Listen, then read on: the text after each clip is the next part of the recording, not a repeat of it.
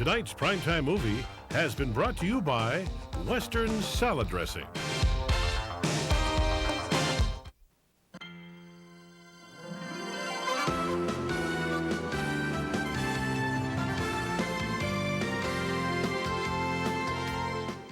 Gary's off tonight. Jeff Baillon sitting in. Thanks, Robin. There's a major development in the O.J. Simpson case. The prosecution says blood spots found leading away from the murder scene are a genetic match to O.J.'s. It's the strongest evidence so far linking Simpson to the murders of his ex-wife and her friend. The findings released in court documents don't specify the statistical odds of such a DNA match. Defense lawyers want the tests barred from the trial, claiming the blood samples may have been compromised in the lab. Meanwhile, tensions are rising between the prosecution and defense, with the deputy DA complaining about the public release of a defense letter to the judge. Simpson is scheduled to go on trial September 19th. It's passed the House, but the federal crime bill is far from a done deal in the Senate. Conservative Republicans say the $30 billion crime-fighting package still has too much pork in it, and they blasted the president for supporting the bill. Much as I like him personally, I don't think he knows 1/5 of what's in this bill. And for him to condemn people because we wanted to make it better seems to me a little offhand. The Republicans are threatening to use a procedural order to block the bill unless changes are made. The House passed it last night, and Minnesota Congressman Ramstad, Mingy, and Vento voted in favor of the bill. Robin? A U.S. blockade of Cuba is, quote, an option. A competency hearing has been scheduled for a Burnsville man charged in 2 arson fires at local high schools. 24-year-old Jeffrey Gartner is accused of setting fires at the Minnetonka and Edina high schools. Next month, a judge will decide if Gartner is competent to stand trial. In the meantime, he continues to be held in the Hennepin County Jail. Gartner is also a suspect in the Burnsville High School fire, but has not been charged in that case. If you cast your vote for president tonight, whom would you vote for? Plus or minus 2.9%? Our 9-line question tonight: give us your pick for president and tell us why you think he or she would make the best commander-in-chief. Give us a call right now at 946-5630. That's 946-5630. Please dial carefully. We'll play your comments throughout our newscast. We'll scroll down the news menu and give you a look at the stories ahead tonight. Up next. The DNR is looking for a few good people. No experience necessary. That's the story up next.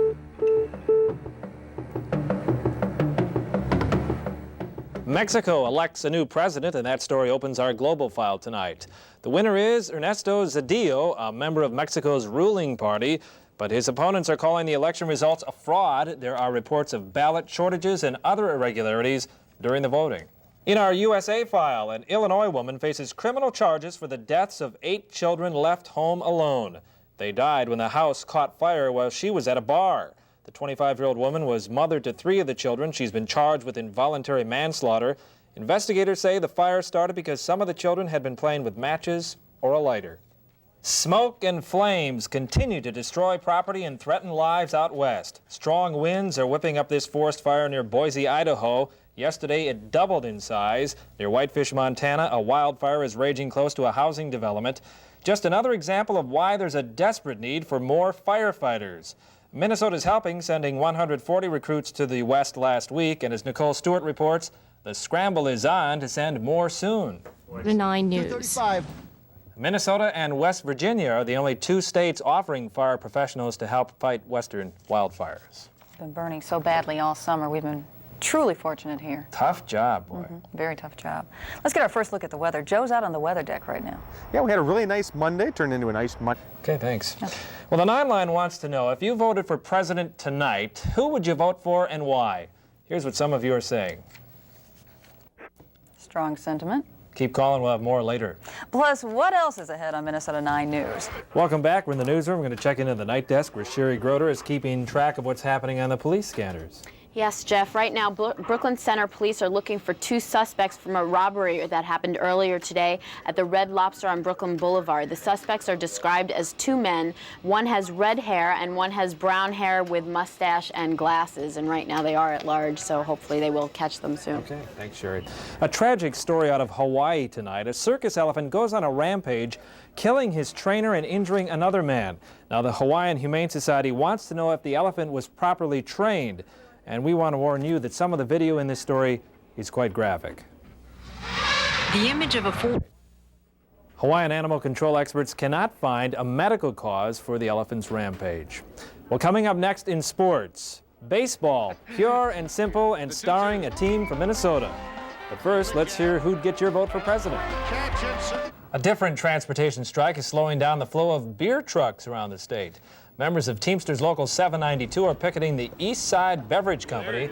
The workers, mostly beverage drivers, hit the picket line last night over a contract dispute with management. The union says the company wants to remove employees from a union pension plan. The workers have been without a contract since the end of June. East Side Beverage is the largest beer distributor in the state. The stock market's still in a funk over fears of higher interest rates and inflation. Friday, chance of some showers for the beginning of the fair. Saturday looks dry and right around 80 degrees. So the big thing, just in time for the state fair, looks like we're going to have a little bit of a warm-up, but nothing in the sticky 90s, at least not in the offing right now. Great. Love getting out at the fair, you know, walking around, being there with the booth and loosening up the old tie and having some fun. Eating. Eating. Of course, fun, eating go hand in hand. Okay. Thanks, Joe. Well, coming up next, our Bits and Bytes file, but first, more of your comments on our 9 line.